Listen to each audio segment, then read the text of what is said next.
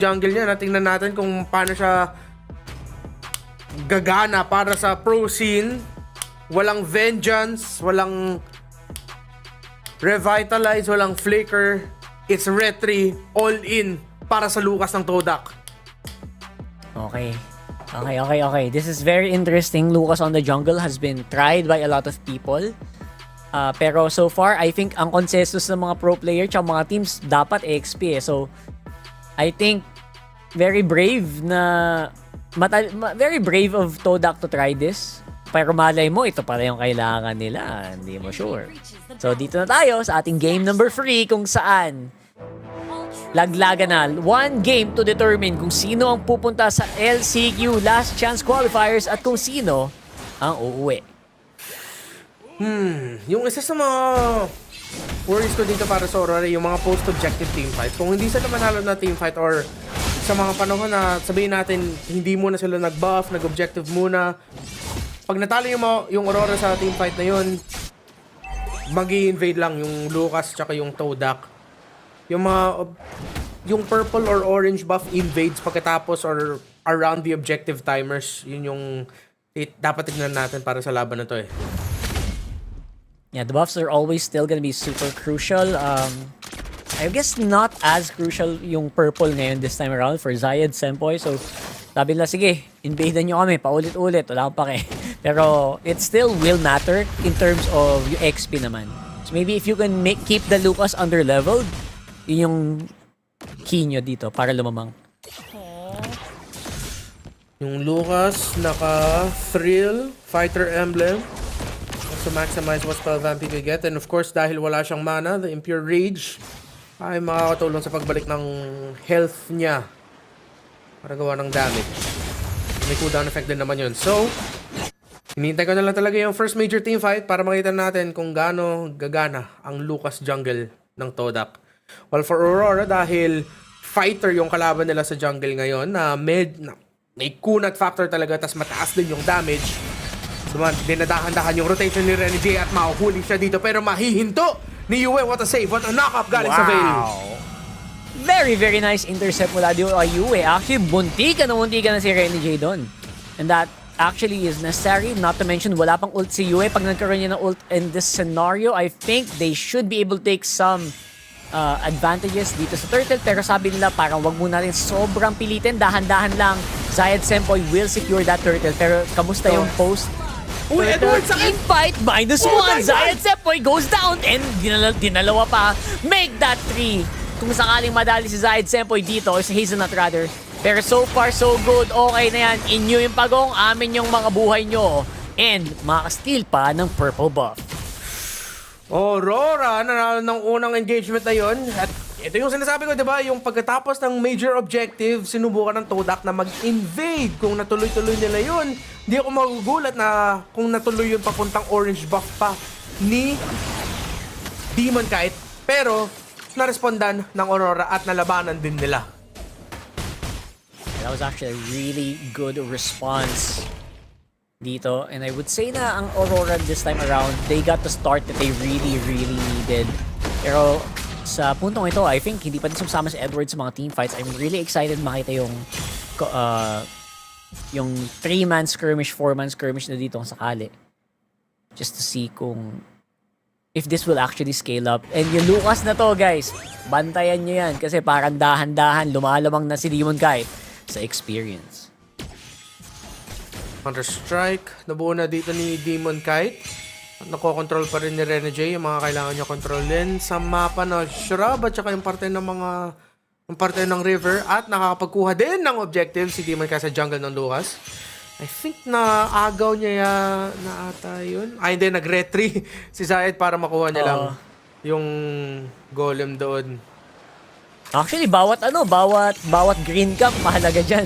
Diba? Yeah. So, good luck talaga. Here comes the Raging Sandstorm. Beautifully transferred. What a picture-perfect play coming in from Aurora. Napakalinis and the follow-up damage is also really clean. The Renny J play. Saktong-sakto yung Raging Sandstorm flicker combo sa ilalim ng tore. At nahirapan na ngayon ang Lucas jungle ng Todak. Nag-i-invade at ang brusko si Edward sa jungle ng Todak kada alis niya sa minion sa lane niya. Momo, makita dito. Hindi sila nagkakaproblema dito para lang makakuha ng advantage at yan na umaabante na din ang Aurora dito. A lot more confident Grabe. with that turtle shielding. I think they can take more team fights dito. Pwede sila mag-cut ng malupit. Edward, may vision din dito sa pag-take ng orange buff. Uy! Now, medyo nabitin. Wala tayong nakita, wala tayong nakita. Alam naman niya, aware naman siya. Okay lang. Okay, kung natawa si Renegade, matatawa rin tayo lahat. Pero ngayon, yung Aurora gusto lumaban sa torre sa taas. Circling Momo? Miguel, inaabangan. Nice cancel coming in. Pero si Momo Sempo, hindi na tumagal. Naglaho ng barambula. Beautiful burst coming in from Aurora. Doon sa taas. Kadaon ng combo ng Dark Wave. At saka ng Nibiru's Passion. Kala ko makakatakas na dun si Momo. He had the movement speed. Hindi niya ginamit yung revitalize niya. Akala ko, or at least baka hindi ko na nakita na nakakooldown pa sa panahon na yon. Pero Aurora, kontrolado ang mapa ngayon. Pero bawal makampante. Dapat Aurora mag-iingat pa rin sa mga pwede gawin ng Todak. Looking at the items, Thunderbelt para sa Hilda. Kompleto na. The Starlium Scythe pa lang ang na-build ng Harith papunta ng Feather of Heaven. And this is it. This is the best form that we've seen Aurora so far in this whole series. Na poised to take an advantage and again, maximizing yung pagka-behind bahagya nitong si Zayed Sempoy. And yung, ramdam mo yung kapagalan talaga ng Lucas sa jungle, no? Yep. At nahihirapan na talaga si Zayed Sempoy. Si Yuen hanap si Saihin Sempoy. Napitas yung Harith. Aurora, lamang na ngayon. Dalawa na wala. Kinokontrolado na nila ang mapa ng Todak. Pero dapat pala binabati ng malala eh. And yun na nga, nakaisa. -2 make that actually. And because of that, Domain, easy turtle naman to. And actually, pwede pang ubuhan ng Torre dito. Ano yung gustuhin nila? Seems to be a Kumakuha very nila easy yan. take dito sa baba. Makuha nila yung torre sa baba. Pero andyan pa yung damage reduction. Apat naman yung minion wave nila sa tower lock na lang nila. Tsaka yung turtle nakuha na rin ni Demon Kite. In the lead at in the zone ngayon. Ang Aurora. Nahirapan na ang Todak sa tempo na nilalaro ng Northern Lights. Mapaburst Oo, dito. iba talaga yung- Zan Sempoy. Di ba tamawa? Iba talaga yung ano ngayon eh, yung tempo na ngayon ng Aurora, no?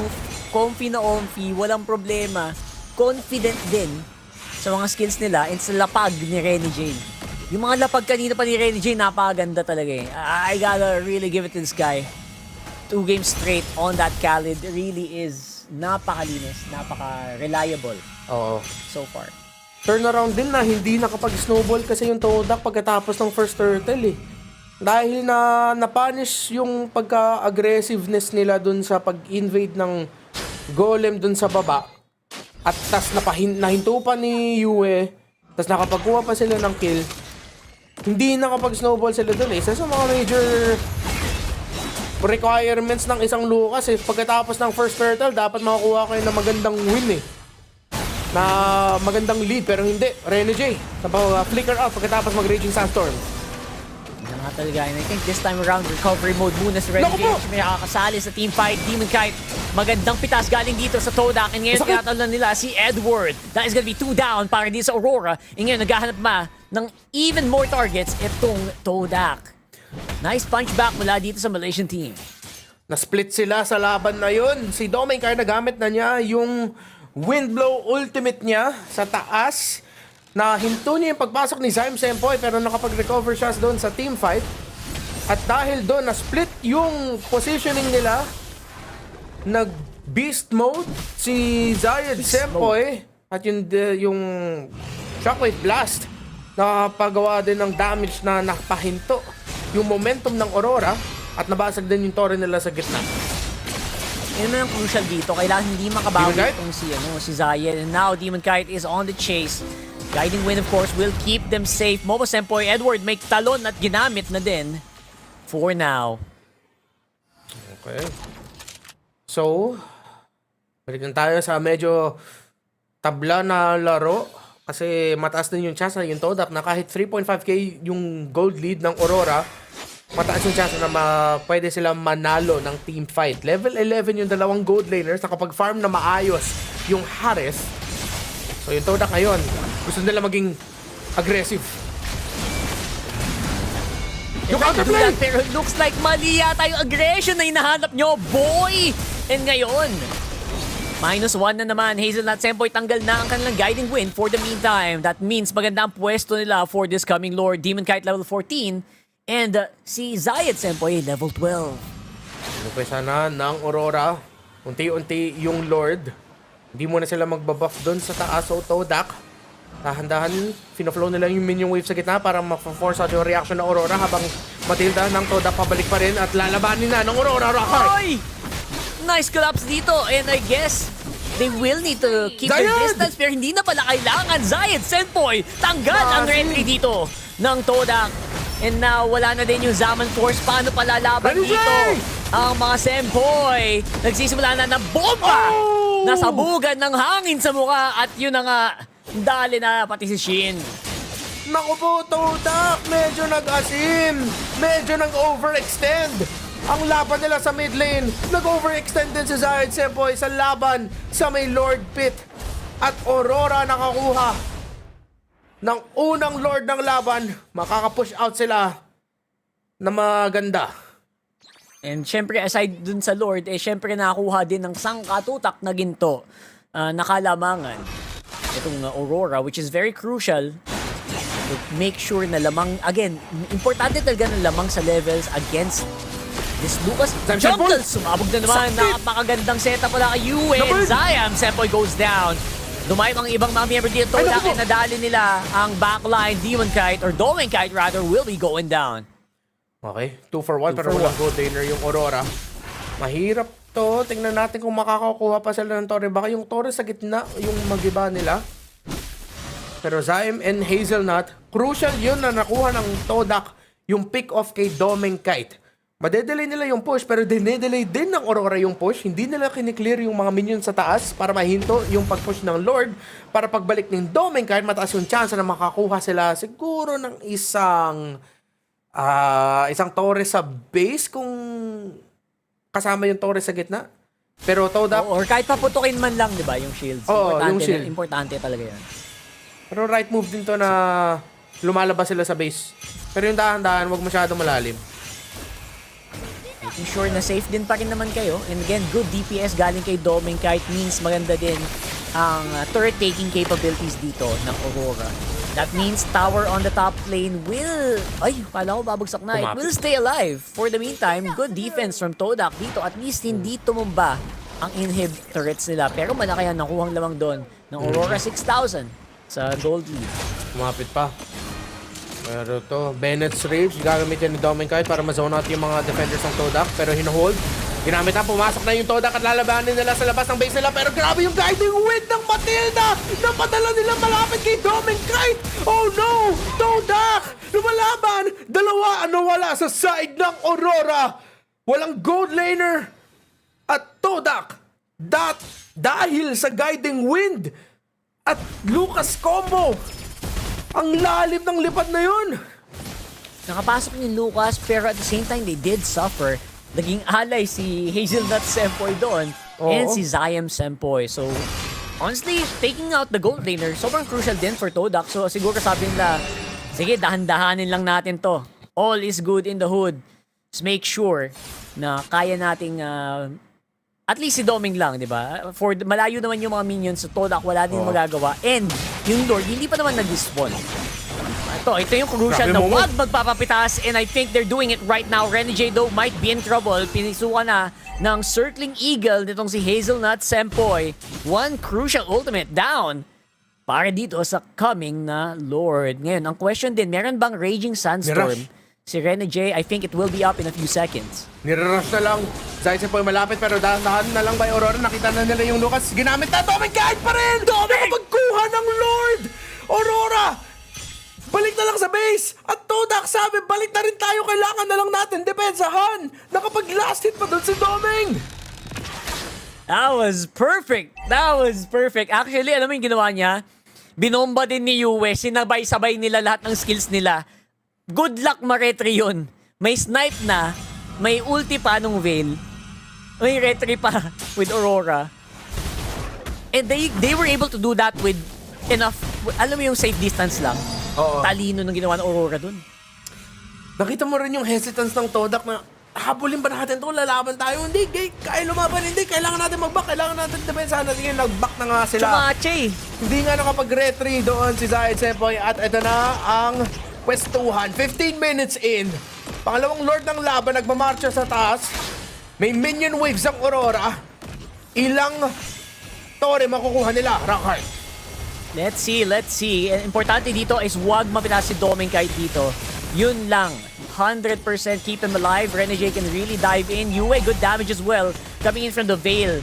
Pero again, maganda naman yung wave clear na ginagawa nila dito. Hindi lang kailangan madaliin, by the way. Boom! Kalahati from downtown. 2 inhibitors going down para dito sa Todak. Okay, 2 inhibitors. Almost 7,000 plus gold lead para sa Aurora. Pero nasa puntos tayo na 42 to 48 lang ang difference sa gold. Meaning, na sobrang taas pa rin ng chance ng Todak mapaikot ang laban na to. Dapat malinis ang execution ng Aurora.